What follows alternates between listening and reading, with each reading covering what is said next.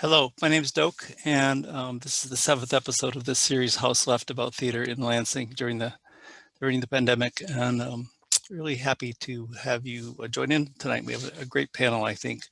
Um, I grew up in a small town in Michigan called Crystal, the little Crystal, the big one that's up north, the bigger one. I was just very little with a lake. And my family really didn't have a lot of religion around. I mean, we would occasionally go, like on Christmas or Easter, to the congregational church around the lake uptown. My sister Sally was the choir director for a few years for the church. But even then, it didn't feel like religion was really getting much into us. I used to go to her rehearsals with her sometimes, and I'm 8 years younger than her, so I was probably 10 maybe.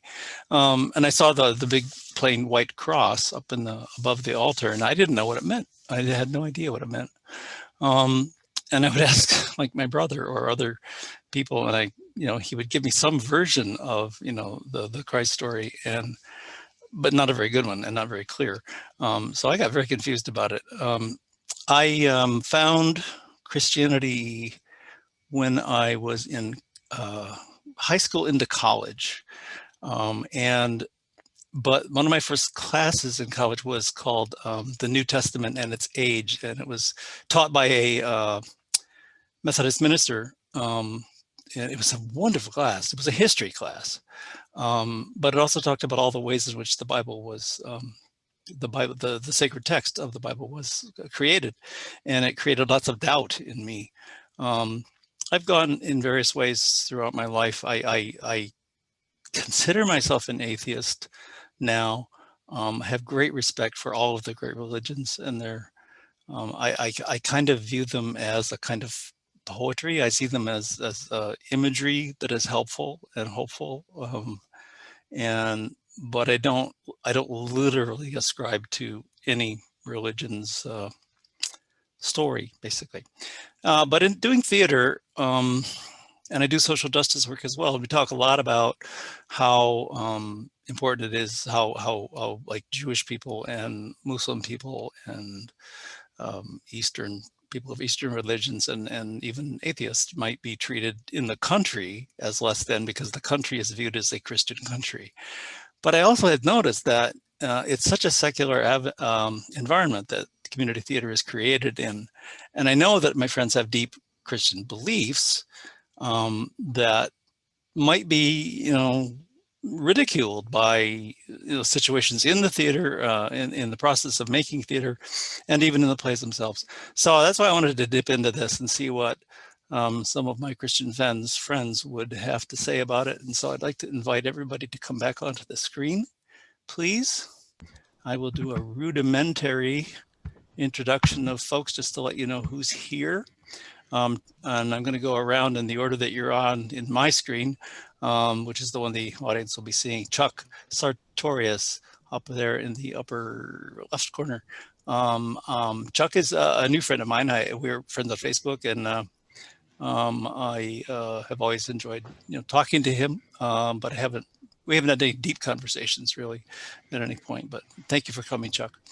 Chantel Hamilton is in Chicago now. She left us a few years ago to go there and do work in a veterinary place. And she is one of the finest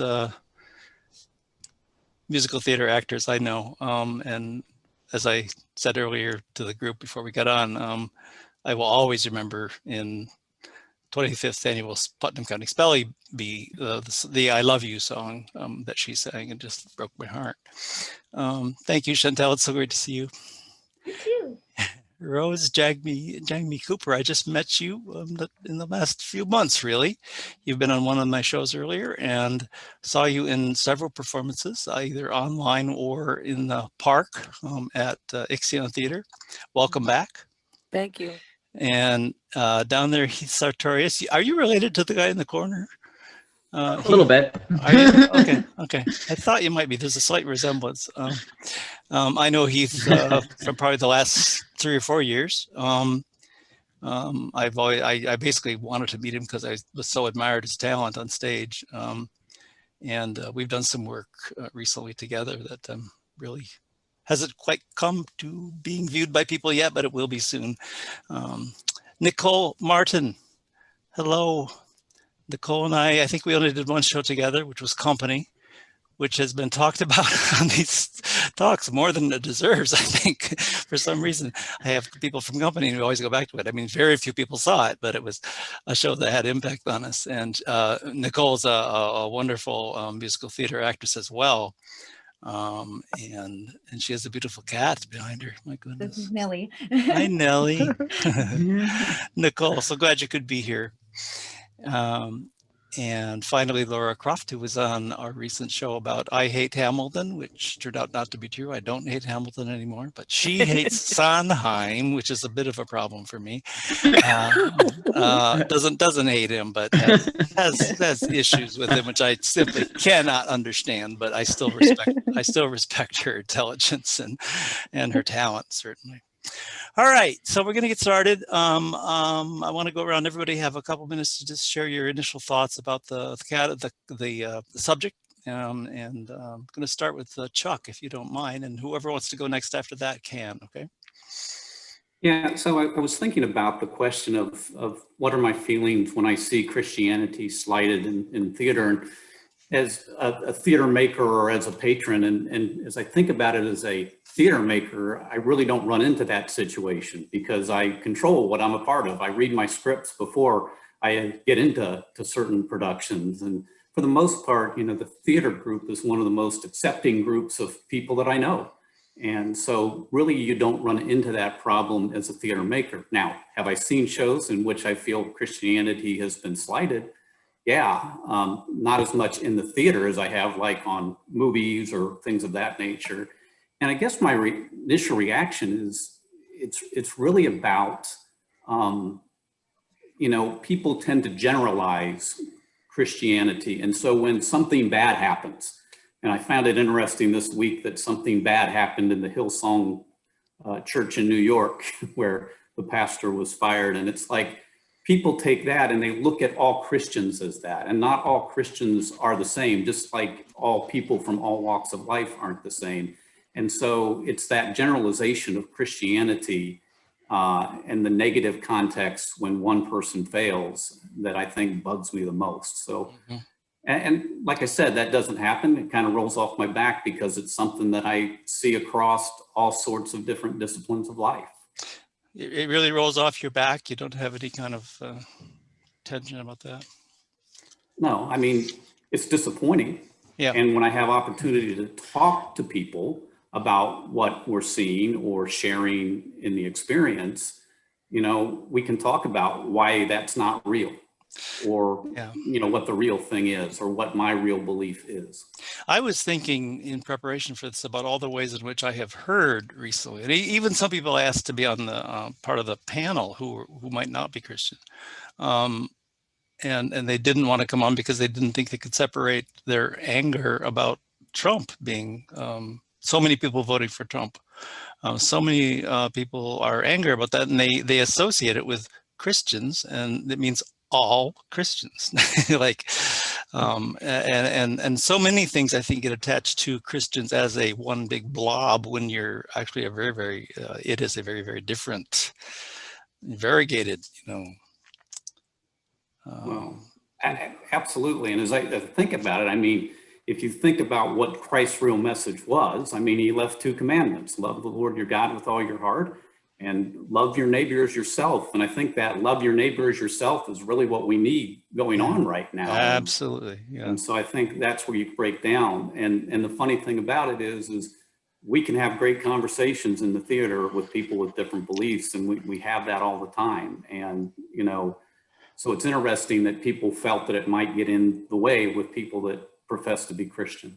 Thank you, Chuck. That was a great start. Anybody want to jump on to introduce yourself next? I can go next. That would be great, Chantel. Thank you. Hi. So, when it comes to feeling slighted or feeling that Christianity has been slighted in a theatrical production or whatever, I don't really take a lot of, like, I don't take a lot of heat with that, because I know that Christianity has been used as a weapon against a lot of people for a lot of different reasons. And so I can understand if somebody is using Christianity as kind of the bad thing in their story, or they're like making fun of it or something. It might be coming from a place of, this is how it's been presented to me. This is how I've experienced it. And this is how these people have treated me. And I mean, I can't tell them that their experience is incorrect. I can't tell them that, oh, well, I know that the church totally like threw you out of your house or whatever, but like, listen, like not all of us are like, I feel like I understand if they don't want to exactly portray it in the best way, that that's their reality. And from that, I have to kind of sit and think, well, what has Christianity done to them? And what can we as Christians do to make it so that they don't feel that experience, or that other people don't feel that experience? Because it's not, I mean, there is so much beauty and so much love in Christianity. I mean, Yeah. the whole point of it is to love. But obviously that is not something that comes through. Like, literally, there are so many people who have been kicked out of their own families because of whatever, on the basis of God. And so I feel like if people are going to feel negatively about it, and they're going to put that in their art or whatever it's on their heart, they absolutely have the right to do that. And it's kind of my job to, be quiet, listen, and think about that, and not react in such a place of hurt. Well, I wouldn't do that, because obviously they're not talking about me then. Obviously they're talking about something else, and this is their moment, and I'm just kind of there to experience it. Yeah. I was chatting with my teenage kid recently about anger, and because I have some opinions that in my experience with Christianity, we're told that anger is bad. And one of my stories in the Bible is when Jesus loses his crap and throws a bunch of tables in the temple and yells at everybody. I love the story because to me, he's supposed to be the perfect example of humanness, and he was angry, right? Mhm. And so we were talking about that. What are some uses of anger? And one of the kids came up with the best response ever. I think it's relevant to what Chantel just said. It said that emotion evokes art, and art should evoke emotion. And so I really feel like, as Chantel was speaking, the person who created the art that might look a little squishy if you're a Christian is from their emotion. They're speaking from their place of emotion, their place of interest, or an issue that they wish to explore. It may not be their personal experience, but they want to explore that issue Sure. in art. And I think that's something we can embrace. Yeah, and the agitation that kind of happens, I think, in a lot of good art and good theater is like that, right? I mean, it forces us to think about things that maybe don't make us comfortable, Right. and that's I think what you're getting at. Thank you very much. Rose Nicole Heath, anybody want to go next? Sure, I can go. It's interesting when you, similarly to what's been said before already, when you had said, have you ever seen theater that irked you or made you upset if it criticized religion? And like everyone has said, I come from a place where I left Christianity at about 18, 19, and came back to it about a decade later.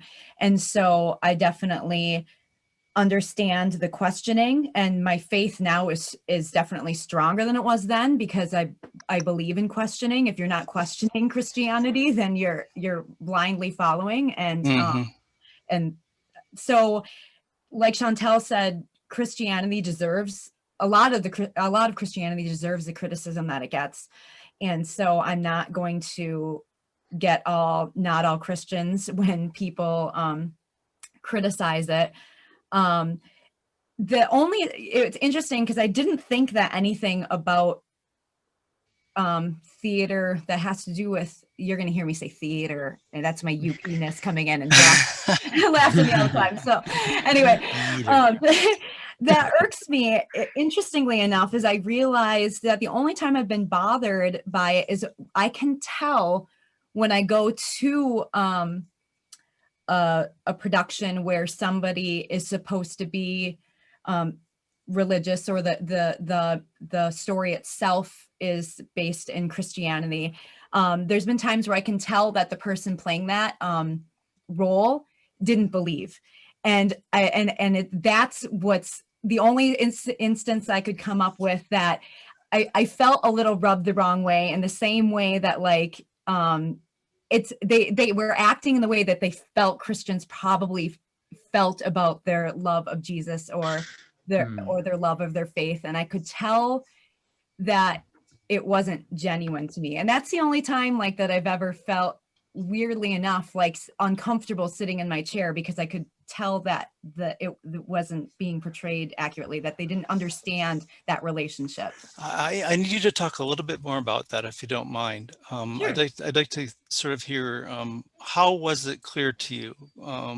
Because obviously it was a beyond sensory kind of thing. I mean, you watched this person and you knew the actor was playing somebody who he just wasn't getting it. Yeah, right? it felt more like a characterization. Okay. So so like the same way, I guess, that if someone's never been in a romantic relationship and all they know about love is what they've seen on TV, then that's how they would respond. That it was clear that their only experience with not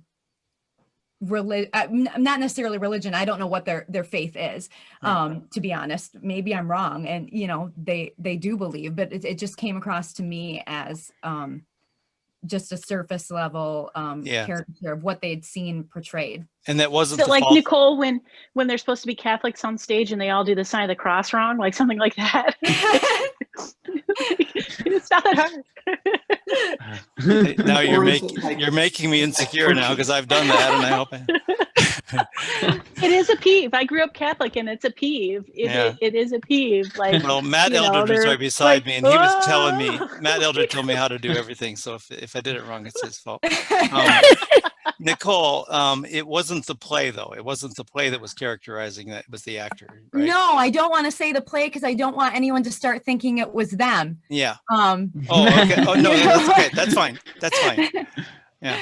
The production itself was so wonderful that I went by myself, and then I came home and told my husband he needed to go, and take Jack to it too. Oh, cool. So I loved the production overall. And okay, got it. Thank you. That was very, very good. Thank you. Jamie or Cindy Rose, or go ahead, jump. Yeah. No, I was about to say, Nicole, I think I know what you're saying, because you see things and it's more about, I'll use the term churchy as opposed to Christian, right? So it's kind of the things of the church more than the actions of the Christian, type person, the way that they would portray it. Is that kind of what you were seeing, or? Yeah, and the joy didn't feel authentic to me. It felt like they were taking joy from a different experience and transplanting into that. And for me, the joy that I experience as a Christian and the joy I experience in church, and it's different than any other joy I experience anywhere else in my life. Right. Yeah. But on the other hand, that could be their Christian experience. Yeah, it could be. They may not have the same. Say more, Rose. Well, to me, my whole issue would be, first, we are conflating religion with Christianity, when in fact Christianity is only a small part of anyone's potential religious experience. But that happens a lot in our society, though. People do that. Right. Yeah. Right. I mean, we can't kid ourselves into believing that in general this country believes that Christianity is religion and religion is Christianity, and they will never be separated. But for me, my only question is, if your religion, your experience with religion, your beliefs, your structure, your faith, your practice of religion or Christianity, and specifically, is not strong enough to withstand scrutiny, then that might be the bigger problem. Because the fact is that theater should not separate religion and make religion the sacred cow. Anything should be up for grabs as far as scrutiny. Now, there is a point to be made that maybe not everything should be put out there, but then who decides? Yeah. Mhm. Yeah. I'll hop in now. Yeah. I mean well, I can kind of jump off on that point of there was the difference between the religion and the Christianity and the idea of a church goer maybe. And if I see it in a play, which that's another thing is I kind of, if anything, I'm slated at the fact that I wish theater would tackle more Christian topics. I feel like it tries to be bold and talk about race and talk about gender and talk about sexual orientation. And I might be cutting out now, but it's still, religion seems to be divisive enough that you don't tend to see it as often. But if I see a character who's Christian and they're a bad character because of their Christianity, I don't necessarily get mad at that, because there are toxic traits of Christianity out there. That is something that people see, and you want to separate that from what a good Christian looks like. And I think, maybe that they're judgmental or they're pushy or they want to tell you that your life is wrong, and that's what a lot of people get. And and Christians are aware of it. There's to quote Casting Crowns, if we are the body, why are our arms not reaching and gathering? And this is the last thing we want people to think of judgment when they enter a church. I think theater and Christianity are both ways, their whole idea is that they're all accepting. That's, the theater wants to explore the human condition, wants to figure out the facets of all the different people, and Christianity wants to take in and accept as many people as possible, no matter how much they've been through, no matter how much sin their life has had. They want to forgive everything. And so that part I don't mind. If we want to call out that there are people giving Christians a bad name, I think it's when Christianity is if a character is stupid just for believing in Christianity, or the whole idea of Christianity is dumb or bad, that's when it kind of hurts a little bit more to see it in theater, I think. Okay. Thank you. Just so you know, technically, Heath, that all came through. I think I'm behind again, lagging. Yeah, it's okay. Just be calm, because you came through fine. I know you're not going to hear this for another 30 seconds, but you came through fine. Your picture was frozen, but we heard you, and despite some slowing down. So just take a breath, and we'll continue. And so everybody's, I think, weighed in here a little bit. I didn't. I responded to Chantel, but so my experience, as I was telling Doak, is a little bit of everything. So I did grow up Catholic in a very small town portion of Nebraska. There was less than 1,000 people in the town, and that was a large town. That's the county seat. And this area of Nebraska is fundamentally German Catholic and has been for years. So much so that schools are not allowed to do activities on Wednesday evenings, because that is Catholic Youth Organization meeting night. And so no games, no practices, no nothing. That's CYO night, and that's what happens. And then once I was in middle school, getting ready for confirmation, had a lot of questioning. I left Nebraska, went out to the big world, moved to San Francisco. That's pretty eye-opening. And since then, I've kind of traveled around to different churches. I spent a lot of time at a Baptist church here in Lansing, a Methodist church in Fowlerville. I even went to a Unity church, or worked at a Unity church here in Lansing. And Unity, not Unitarian, so Unity itself has a spiritual focus. So instead of feeling that God is an entity in the sky, it's more embracing the overall spirituality. So the only thing I haven't really been strongly exposed to is Judaism. So I sort of feel like I have a little bit of everything. One of my very good friends actually has done a lot of theater, Dave Sincoxon. He is a Baptist minister. And we did dramas in the church. I attended his church, and there was some criticism about doing drama in the church. And I know Chuck, before we started, and Heath mentioned that they had done that in their church as well. And I loved Dave's response. He said, do you remember the Last Supper? I was like, oh yes, we remember the Last Supper. He goes, well, that's a drama. You know, Jesus acted out a drama to explain something to his disciples. It's a drama. And so there's nothing with making sure that a church service reaches people in every way we can get them, right? And if that happens to be a skit about joining the choir, then that's what it is. And I just feel like to dismiss, what I've heard is a lot of people dismissing theater as, well, if you're a Christian, you don't do that because they're going to talk about weird stuff. And the other thing that Dave would said is like, there are prostitutes and murderers and liars in the Bible.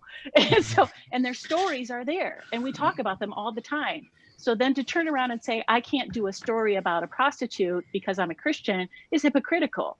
And so I really appreciated that viewpoint. Now, you know, you can decide for yourself, as Chuck said, as to what you're comfortable with in your particular walk, in where you are in your faith. But I just kind of take those two nuggets with me. These stories are important.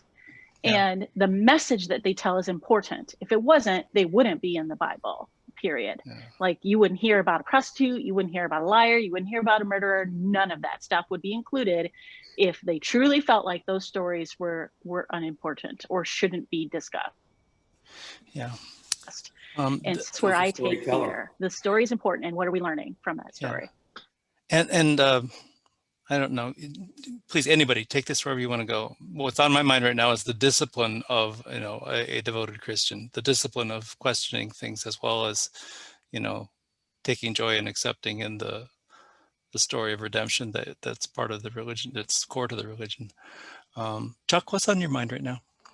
I was just, in reacting to Laura, I said Jesus was a storyteller, right? Yeah, oh, absolutely. That's how he communicated. Right? Absolutely. So, you know, and if you really look at theater, I mean, we're talking about those items that are critical of Christianity, but there is some great stories out there that really promote Christianity. They show what it really means. I mean, you know, I'm not sure if this is the best show to relate it, but Les Mis. Les Mis is a great story of faith. Yeah, very straightforwardly, yeah. Yeah, and there's many stories out there like that. So theater can have that effect as well. So it's both ways. I don't think we can't look at it one way, right? So yeah, I'm wondering about a show like Angels in America. It just came to my mind as a show that has religious people, particularly Mormons, and people with AIDS, and it portrays some hypocrisy and some deep stuff about religion in it as well. Does that kind of thing stimulate you? I mean, I know I didn't like Angels in America when I first read it, but when I finally saw it on TV, especially, I really enjoyed it a lot. Was that challenging is that kind of a play challenging to you all? Anybody? But I welcome that challenge. Okay. You know what I mean? If you look at the history of every religion, as you pointed out, every single religion started by questioning what the establishment was. Now, many of them have evolved past that to a point of non-questioning. That's how I grew up Catholic. I got in trouble in catechism class for asking the nun why. And finally, her answer was because the Pope said so. When I was out, I was like, some short Italian dude is deciding what I'm going to do with my life. I don't think so. And so you don't know me. And so, but when I got into the history of Catholicism, it began because they were questioning, the Christians were questioning the Jews and all of that. Martin Luther, the original Martin Luther, was questioning what the Catholics were doing with faith and how people could approach their faith and who could read the Bible and who couldn't. And every single faith has started with that point of question or criticism. And so when you're, in my viewpoint, when I'm looking at a play that has that strong kind of in your face, why is modern Christianity like this? Why do they do this to people? I'm like, yeah, why do they? But But then you look at the other side, it's satire, right? So a lot of people are really offended by the heavy, in your face sort of Angels in America viewpoint. But what about Book of Mormon? I mean, that is, it is a solid take on Mormonism. Like, I don't think you could get any more raw. And It's satire. People love it. Yeah, even generally Mormons liked it actually too, which was interesting. Yeah. You bring up an interesting point though, Laura. For me, I still have not seen the play in full. I heard the soundtrack. Came across the soundtrack for it, and I played that thing over and over and over, and I enjoyed it. And I have no knowledge of the Mormon faith other than what I've seen on TV and shows. But there is one song in that play that I try to keep an open mind about what I hear, and I don't usually have a problem with people making satirical jaunts at God or whatnot. But there's one song that I just could not make myself listen to all the way. It's later on, and I forget the name of the song. But well, it's. Can I just help you out here? I think it's the one that where it's an African or Ugandan phrase that is then by the end of the song is by the end translated as a very offensive statement toward God. And I the first time I heard it and heard it up to that point, I stopped. I walked away, and I felt myself experiencing personal, not offense, but pain for it. And I was surprised because that's not usually my response to when I think people are even being blasphemous. Yeah. But that to me was like, no, you can't say that about, there's that one line that they crossed, and that crossed it so strongly that I just had to walk away. And I still have not heard the end of the play. Well, I want to see the play, but I haven't gotten past that yet. That's a great example. I'm glad you landed on that. Others, your thoughts about that song or that kind of thing where it goes to a point where you can't, Rose just said, you can't say that, which is a very important sentence in terms of talking about theater and what we're trying to do. Well, when I watch that show, I sit there watching like I'm going to go straight to hell just for watching this. You know what I mean? Yeah. Like you're laughing because because there is nuggets of that experience that I can relate to, right? But I'm like, oh my God. That was a joke, right though, Laura, when you said that? You don't really feel that, do you? I feel like, it comes from some level of honesty. Like, oh crap, am I going to be standing up there trying to explain? Yeah. You feel like why did you laugh so hard? What did you get away with? Because it's like all those stories that you always tell yourself you don't believe came true when you sat there and listened to that. Like, wait, I'm sorry, God, I didn't really know. It wasn't me, God. I'm sorry, it wasn't me. Yeah. Now I'm a firm believer that God has a sense of humor. Don't get me wrong. I mean, have you seen the platypus? Like that thing is so wonderful creature. Yes. Right. Yes. Just saying. But Chantel, I think you wanted to get in. You had something to say? Well, that song in particular. Okay, so I think that show is hilarious. I think it's great, and I think it's one of those things. And I'm like, no, that's absolutely true though, because I've lived a life where I, have a house. I've been provided for all my life. I get to do what I love to do. Like I have so many beautiful blessings in my life.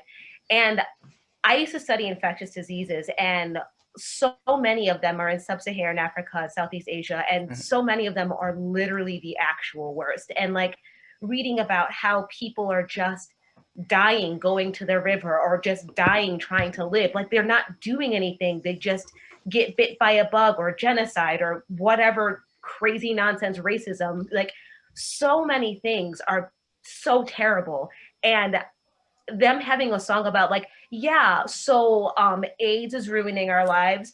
Also, we have malaria, also tuberculosis. Furthermore, like river blindness, also parasites. I can't be like, you can't say that God's bad. I get frustrated when the train's late. So like, I can't understand what happens when like everybody in your entire family dies of famine. And then your, children get taken away by war and your family, like that their experience of being like, yeah, no, your religion is trash. I'm like, Right. yeah, you absolutely can be like, oh yeah, if somebody's trying to tell you all the pain in your life is because some guy in the sky, I would be like, oh well, then that guy sucks. Like, I absolutely agree with that. I'm like, Right. so I think the beauty of that show, of them being like, no, that's garbage, and then them working through that, that is one of the things I think is the most beautiful tenet of Christianity, is that Right. you can still reach people. Yes, your life is trash. That is awful. That is horrible. But there are so many beautiful nuggets of joy that are still there that you can still celebrate. And that's like one of the overarching messages. And I think that that's Yeah. kind of the overarching message of like Christianity and Yeah. religion in general. Yeah. Wow. And Wow, there's, thank you. I want to jump off of that. Can you, yeah. Well, I was going to say that reminds me, especially what that song does, and I think is often used, is that God often becomes the ultimate straw man. And that, you know, a lot of people I've talked to who have lost faith at something personal that happens in their life, and because of it, it's easy to blame God for it, and therefore you kind of step away because God represents all the bad things that happen in your life, even though a lot of things might not be his control. Sometimes it's the acts of other people around you. And of course, everybody hates the cop-out phrase of God works in mysterious ways. So I think that example of, you know, it might, you know, especially if in the Book of Mormon, if it's being shown to this religion of what that is, of even if they have no concept of it, of if there's something bad, now I can pin it on something, and which you know can be, you know, which I think a lot of people's upsetness from Christianity comes because I think maybe some people expect answers from it because, oh, this book has all the answers of the world. And then you read it and you go, well, I still have problems in my life, so it lied to me. Right. Chuck, I'd like to hear from you now about what you've been thinking. Well, I guess as we speak of some of these shows, I'm not This totally is going to versed in be all of them. fun. I'm curious to see how my pausing works when it comes out. But, you know, I think the thing that I take away, though, I mean, I agree with everything that's been said. And part of Christianity, I think Chantel was talking about it, is working through it. Somebody was talking about that working through it is kind of one of the keys. You have to work through that. I mean, the Bible says you're gonna work through your salvation with fear and trembling. And I think everybody gets to that place. Again, I guess when you take a look at it, the things that are going to aggravate me more is the satirical nature that someone plays against it when they don't take it seriously. Because to me, it is serious. And so therefore, it's going to impact me that way. Excellent. As time winds down, I'm going to throw out one more question before we get to the exit question, and that is kind of flipping this stuff to a different place. As Christians, how does and I probably won't get to everybody on this one, but anybody who has the urge to talk, please talk. As Christians, how does that faith enhance your theater experience? How does it make you want to go to the theater and participate in theater? Any thoughts? I can jump in. Yeah, please. Yeah, I think that all religion and theater and all art are inherently related. I think that you could argue that theater and art is inherently spiritual. And so I agree. because both religion and art seek for a way to explain truths that we can't.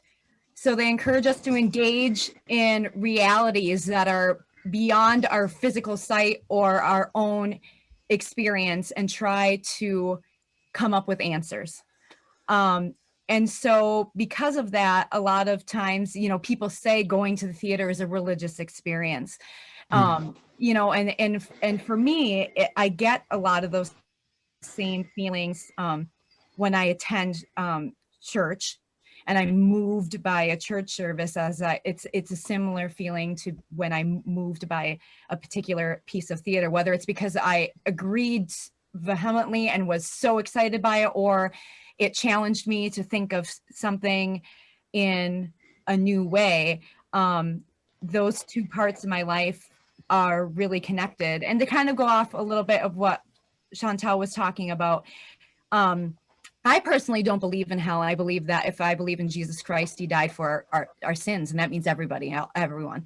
And so sometimes that puzzles people because they're like, so why do you believe in Jesus then if you don't believe that's your way to heaven, essentially?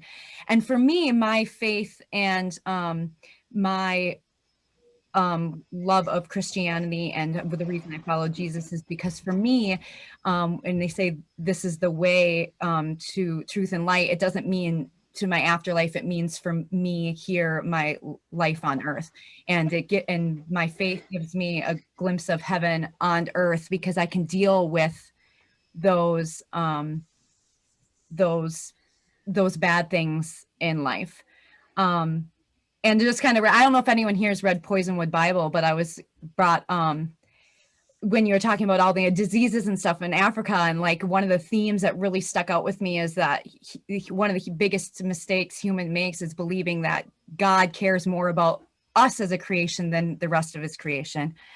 And so I don't know what that has to do with theater. That just came to my mind. I think that is, said that, but no, I think that's very relevant actually. And I love so many things you said.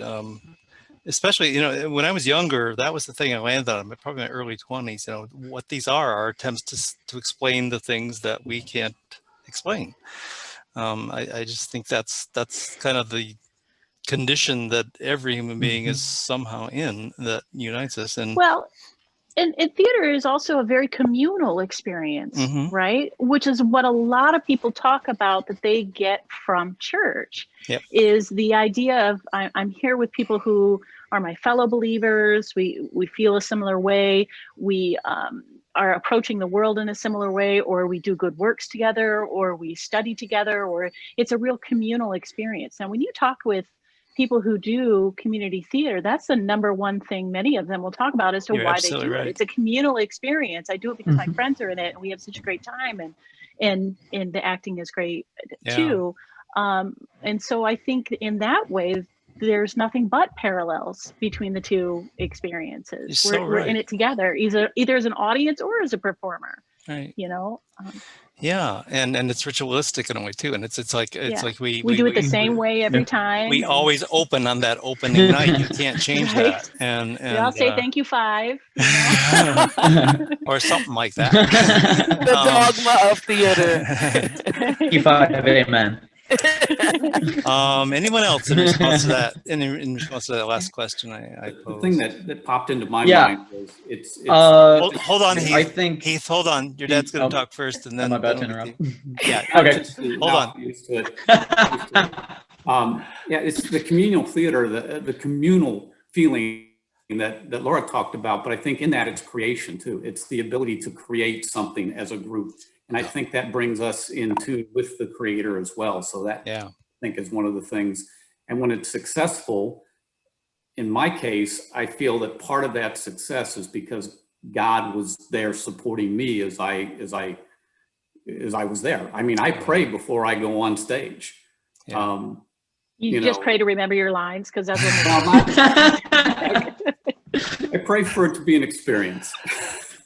No, I can relate to that, certainly. The way that things line up when you're doing plays too. There's the stuff in your own life and the stuff on stage.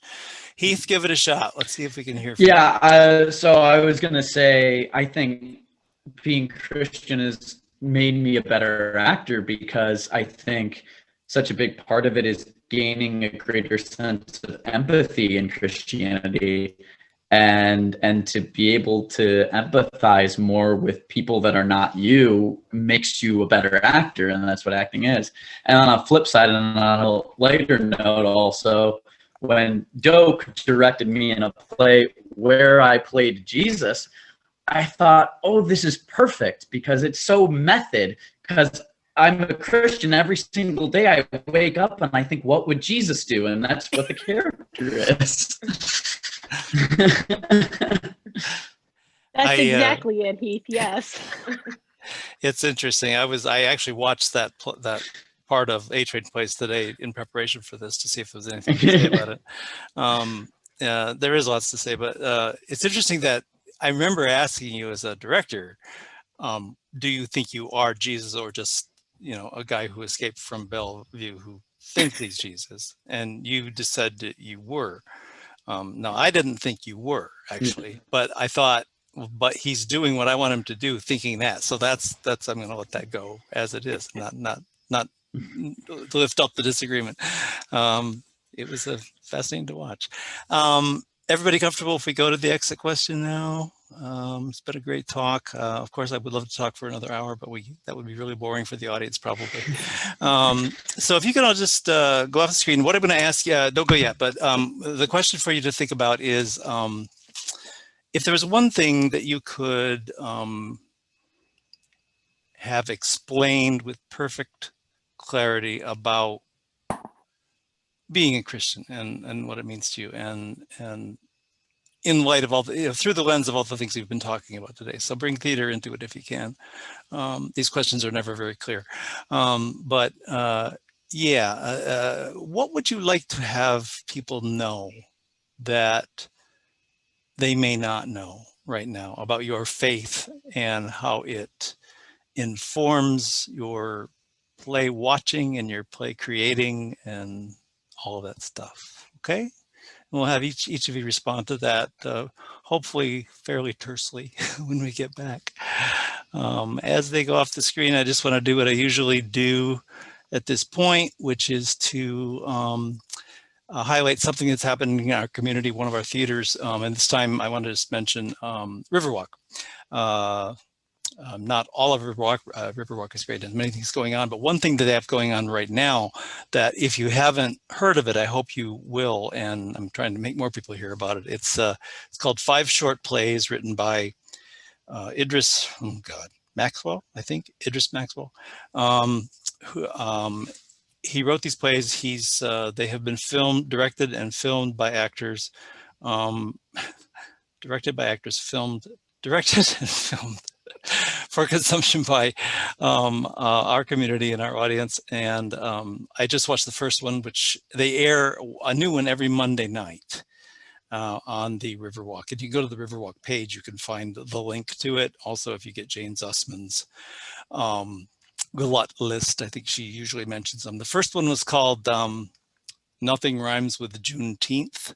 Very, very touching little story between a father and his young daughter trying to create something for school about Juneteenth, and touching on the emancipation of the enslaved and how it wasn't really an emancipation, how it didn't really happen the way we imagine it did, and the two of them talking about that and trying to ultimately find a rap song that will convey that to folks. It's very nice, and they're very short. So I mean, it's not a huge time commitment. I would encourage you to go to check that out. I was going to read what the quote from Idris that's on the webpage, but you can do that yourself. I can't quite get it up on my other computer efficiently. I think it's a great project. Another reason to support that theater, which a lot of us are part of and love very much. And so please do that. Riverwalk.com. Go there, watch the plays, give them some money if you feel so inclined. That would be great. Come on back on, people. See if we end up in a different order. Yes, we did. Yes. So just to clarify, is Idris Goodwin. Goodwin. Thank you so much. Welcome. I do that every single time I say somebody's name wrong. Yeah, Idris Goodwin. And have you seen them, Rose? Or I'm directing the last one. Oh, cool. Nice. Okay. All right. So what do you got for me? What came up with that question that I asked? Anybody, any particular order? Doesn't matter. I'll go last though. Okay. I'll go first. Just because of the audio. Yeah.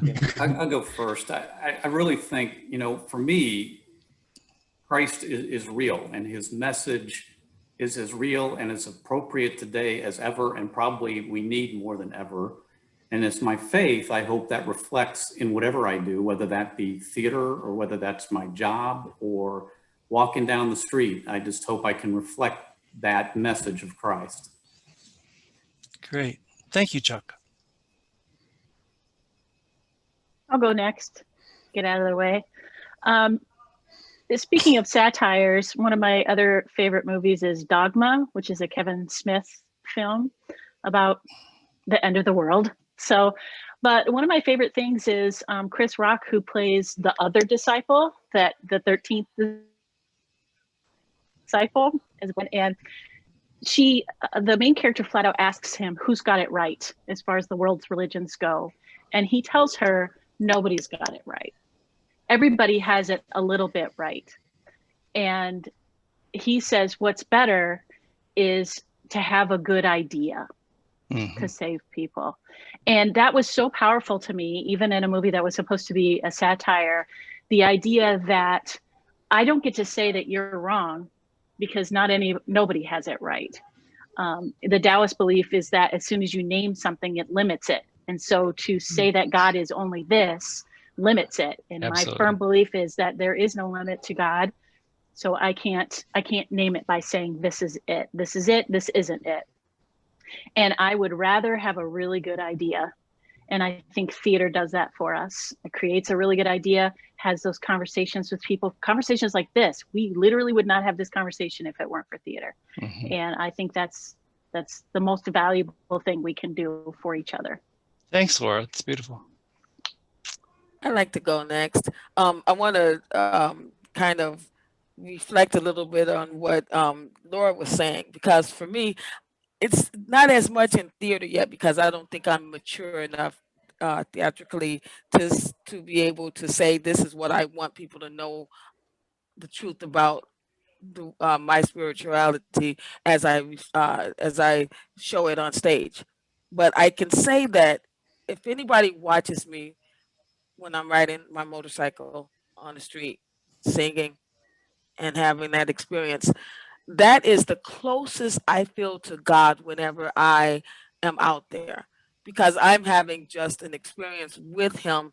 I listen to gospel music when I'm on my bike and I'm singing gospel music, and it is as pure and as clear an expression of what's in my heart and what God brings to my life as I could ever have, even within the confines of a church, a church building, I should say, where you are going through the dogma of this is how a service goes. It's beginning, it's end, it's middle, it's end, and goodbye.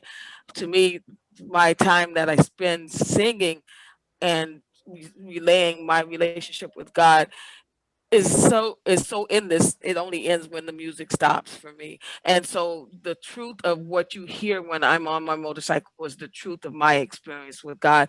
And like Laura said, my experience with God is unlike your experience or your experience or your experience. And the only way you can experience God is for yourself within your heart. Thanks, Rose. And I am not muted. Yay for me. So I think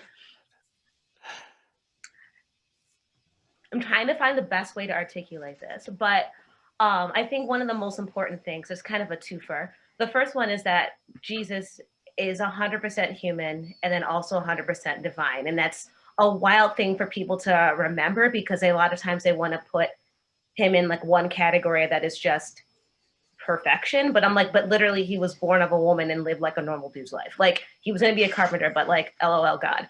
Anyway, so like it makes it, I think that makes understanding Christianity a little bit different, a little bit more realistic when you're like, but he was human. Like he had hunger, he had anger, he had problems too. And like that kind of makes me feel like this can be everybody's experience because we all are alive. So that's also that we can all kind of like understand. And then I think also what's really important to remember about Jesus and the life of Jesus is that Jesus was a person of color who was executed by state sanctioned violence. And so, like, when people have problems, again, when they're talking about how Christianity has done this or done that to them, I'm like, yeah, I mean, Jesus' message was love, but he was also one of the most marginalized people. Like, that's the whole experience as well. So, like, as a person, you can see so much of yourself in Jesus, and then that can be portrayed in theater, but we can also see how we could also be the oppressor. And like, it's so many things that you can see at once, but it's important to remember it's all a very human thing. That was hard to articulate, and I hope I did kind of a good job. You did great. You did absolutely great. Yes. I just have to say that LOL God is the thing I'm going to remember most of all tonight. If I don't remember anything else, LOL God is the thing I will remember. I just think the reason his teenage years aren't in the Bible because it was a whole lot of "you're not my real dad." Listen, probably. Nicole. Yeah. I'm going to briefly go back to, you know, as we're sitting here and having this conversation to what I said in my opening. And I realized that it maybe came across as exactly that, as snobbish and trying to pigeonhole of like, this is what the joy of religion looks like and should feel like. And that wasn't it at all. It was kind of more like, as we're processing through all this, my unease came, I think, from the fact that I know that there are a lot of people in the theater community who have been hurt by Christianity. And so I think I felt sadness that happened to them. And so as a result, I don't know if I'll ever be able to convince them otherwise, that they could find joy in it. I think if I had to say anything to anyone about my faith, Joke, actually something that was talked about in your previous episode, briefly mentioned about human evolution and maybe evolving to be able to hold two opposing views at the same time, and humans being evolved to that. And I think religion is evolving to that in a lot of ways when you have organizations like Vote for the Common Good and Poor People's Campaign and the Christian Left, which are organizations kind of trying to overturn that idea that Christianity always has been, well, this is just the way, because we're coming to an understanding that, exactly as Chantel pointed out, you can both believe that Jesus was a man and a divine person at the same time. Those are two opposing views. You can hold them at the same time. Yeah. You can believe in science, and you can also believe in the Bible at the same time. And so I think that would be my thing that I wish people knew more of, is that they could find joy in that experience, that you can hold those two kind of opposing views at the same time. And it's challenging. I question it all the time, but it's challenging in a comforting way. I think we're going there. I mean, I really do. And maybe we're just the infant, very, very, very, very early on in that progression, but I do think we're going there. And I love what you said. It's listening and caring deeply, loving deeply, I think, are what's going to get us through all this shit, All right, my friend, you get the last word. Yeah, I will do what I said I would do on when I messaged you, which I just thought a nice way maybe to end this when you have a group of Christians is if I were to end things with, I'll frame my answer in the form of a prayer. So I'll bow my head and I'll pray. Dear God, I hope that first of all, I want to say for anyone that's watching this who feels anxiety about the current situation, who wants to watch this to try and feel some sort of semblance of normalcy again or missing theater, that they can be given strength to deal with that pain and anxiety. I want to thank Doak because so often we are worried about being judgmental as Christians, as being seen as pushy, as being seen as we are right, and therefore the other side is broken or wrong, and we come across as hateful. And it's so nice to not have to worry about that when someone who could be seen as an outsider is coming to us. And especially, you know, I have an example of a friend who once thought, well, your dad is a very devout Christian and he's always very nice to me, so he must not know I'm gay. And I thought that was just such a strong thing of it should be seen as loving and accepting because of that. And I saw that pain of Christianity. So I hope that people, what the Lord and how I hope to clarify is that we are about acceptance. We are not saying that we are on the right side, but it's like bacon to a meal, that anything you put on, no matter what life is, and no matter how hurt the life is, it's not about it being worse. It just makes things better. But I want to be thankful for the fact that we were able to talk about theater, which is one of the greatest joys in my life. And I want to be thankful for the fact that we were able to praise the Lord and speak of him in a way that is important to ourselves. In Jesus' name, amen. Thank you, Heath. That's very nice. Thank you all. I'm just feeling tremendous beauty in this room, this Hollywood Squares room that we're in right now. And I'm so grateful to all of you for sharing your hearts and your thoughts. It felt really nice to me, and I hope that it will be bring joy to others as well. So we're going to all say goodnight to each other and to the audience. And if you'll stay on the line, we can talk a little bit afterward once I turn the camera off. Thanks, everybody. Goodbye. Goodbye. Peace.